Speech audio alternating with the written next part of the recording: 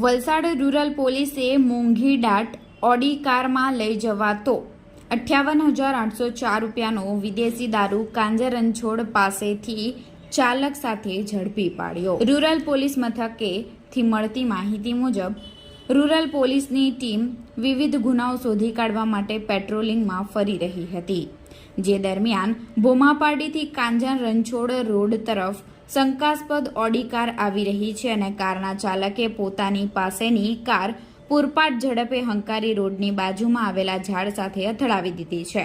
જેને લઈ પોલીસના માણસો તાત્કાલિક ઘટના સ્થળે પહોંચી ગયા હતા અને કાર ચાલકને કાર બંધ કરાવી નીચે ઉતારી તેનું નામઠામ પૂછતા પોતાનું નામ જિગ્નેશ રમેશભાઈ પટેલ જણાવ્યું હતું। કારમાં વિદેશી દારૂ મળી આવ્યો હતો। પોલીસની ટીમે કાર અને ચાલકને પોલીસ મથકે લાવી દારૂની ગણતરી કરતા 384 નંગ વિદેશી દારૂ કારમાંથી મળી આવ્યો હતો।